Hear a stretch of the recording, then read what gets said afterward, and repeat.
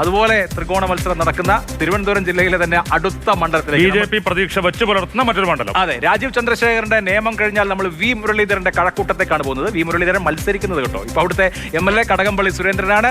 കടകംപള്ളി സുരേന്ദ്രന് കഴക്കൂട്ടത്ത് എത്ര mark?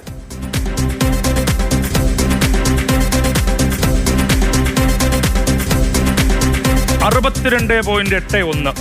Rank 95. Kadakampally സുരേന്ദ്രന്റെ ജനപ്രിയത കുറയുകയാണോ? 62.81. Okay, ഒരു ആവറേജ് പെർഫോമൻസ് കാഴ്ചവെക്കുന്ന ഒരു MLA എന്ന രീതിയിലാണ് അദ്ദേഹത്തെ അവിടുത്തെ വോട്ടർമാർ വിലയിരുത്തുന്നത്. വളരെ ഗംഭീരം എന്ന് പറയാനില്ല, എന്നാൽ ഒരുപക്ഷെ സമീപകാലത്തെ വിവാദങ്ങളൊക്കെ ഇതിനെ ബാധിച്ചിട്ടുണ്ടോ എന്ന്. പിന്നെ വേറൊരു കാര്യം നമ്മൾ പറഞ്ഞുകൊണ്ട് തന്നെ എതിർ പാർട്ടിയിൽ വളരെ ശക്തമായ റേറ്റിംഗ് വളരെ കുറച്ച് കൊടുക്കും. BJP-ക്കാർ രണ്ടുപേരും ശക്തരായി ഇപ്പൊ നമ്മളിപ്പോ കടന്നപ്പള്ളി രാമചന്ദ്രന് കണ്ണൂരിൽ സ്നേഹത്തോടെ LDF-കാരും UDF-കാരും കൊടുത്തതുപോലെ കടകംപള്ളി സുരേന്ദ്രനോട് സ്നേഹമില്ല BJP-ക്കാർക്ക്. അവർ 1, 2, 3 മാർക്കായിരിക്കും കൊടുക്കുക, കാരണം അദ്ദേഹം പോരാ എന്ന അഭിപ്രായങ്ങളാണ്. അപ്പൊ അതൊരു ഘടകമാണ്. കഴക്കൂട്ടം മണ്ഡലത്തെ സംബന്ധിച്ച് കോൺഗ്രസും LDF-ഉം UDF-ഉം തമ്മിലുള്ള മത്സരത്തിൽ അവർ തമ്മിൽ പ്രധാന മത്സരം നടക്കുന്ന മണ്ഡലങ്ങൾ പരിശോധിച്ചാൽ ഇപ്പൊ സിറ്റിംഗ് MLA ഏത് മുന്നണിയുടെ ആയിക്കോട്ടെ, ഇവരൊരു മയം കാണിക്കും മാർക്ക് കൊടുക്കുന്നതിൽ. BJP-യും മറ്റൊരു മുന്നണിയും തമ്മിൽ മത്സരിക്കുന്ന മണ്ഡലമാണെങ്കിൽ അവിടെ ഒരു മയവും ഇല്ല. അവിടെ ഈ ആദ്യ 2 സ്ഥാനക്കാർ തമ്മിൽ ഒരു മയം അങ്ങോട്ടും ഇങ്ങോട്ടും കാണിക്കില്ല. യെസ്, അതുകൊണ്ട് നമുക്ക് നോക്കാം. കഴക്കൂട്ടത്ത് അട്ടിമറി സംഭവിക്കുമോ? Kazhakkoottam BJP പിടിച്ചെടുക്കുമോ?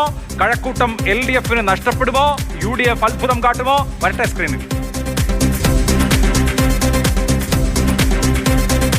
Advantage LDF 43.14 LDF, 35.78 NDA, 21.8 UDF, 7.36 comfortable lead ഉണ്ട്. അതായത് നിയമത്തേതുപോലെ അല്ല കഴക്കൂട്ടം. അതെ, അത് അതിന്റെ സാമൂഹ്യ ഘടന എങ്ങനെയാണ്?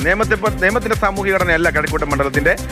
നിയമത്തെ വോട്ടേഴ്സ് ആരൊക്കെ നമുക്ക് അവിടുത്തെ സാമൂഹ്യ ഘടന പഠിച്ചാൽ മനസ്സിലാവും. കഴക്കൂട്ടത്തൊരു എന്താ പറയുന്നത്, പിന്നോക്ക വിഭാഗത്തിന് വലിയ വോട്ട്, ഹിന്ദു പിന്നോക്ക വിഭാഗത്തിന് വലിയ വോട്ടുള്ളതാണ്. അത് കടകംപള്ളി എൻഷുർ ചെയ്യുന്നു ഉറപ്പായിട്ടും. അതുപോലെ മുസ്ലിം വിഭാഗത്തിന് വലിയ വോട്ടുള്ള ഒരു മണ്ഡലമാണ്. അപ്പം തീരദേശ മേഖല വരുന്ന ഒരു മണ്ഡലമാണ്. അപ്പം അതുകൊണ്ട് നിയമത്തിന്റെ സ്വഭാവം പോലെ അല്ല കഴക്കൂട്ടത്തിന്റെ ആ ഒരു എന്താ പറയുക ഒരു ഘടന, അല്ലെങ്കിൽ അവിടുത്തെ സാമൂഹിക ഘടന.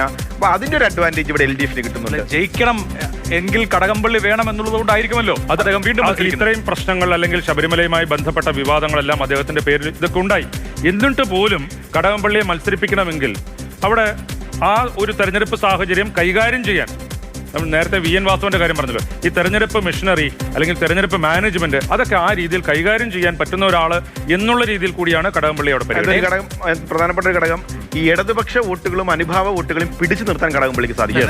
നിബന്ധന മാറ്റിവെക്കാണ് അവിടെ CPM. ടേം നിബന്ധനയും സകല നിബന്ധനകളും മാറ്റിവെച്ച് വീണ്ടും കടകംപള്ളിയെ മത്സരിപ്പിക്കുന്നത് ആ മണ്ഡലം പോകരുത്, ആ മണ്ഡലം എൻഷുർ ചെയ്യണം എന്നുള്ളതുകൊണ്ടാണ്. ഉറപ്പായിട്ടും അതിന് ഏതാണ്ട് കടകംപള്ളിക്ക് സാധിക്കുന്നുണ്ട്. 7% മുകളിലുള്ള അഡ്വാൻറ്റേജ് കഴക്കൂട്ടത്ത് കടകംപള്ളി സുരേന്ദ്രനെ സംബന്ധിച്ചുണ്ട്. അത് അദ്ദേഹത്തെ സംബന്ധിച്ചും LDF-നെ സംബന്ധിച്ചും ആശ്വാസകരമാണ്. അതാണ്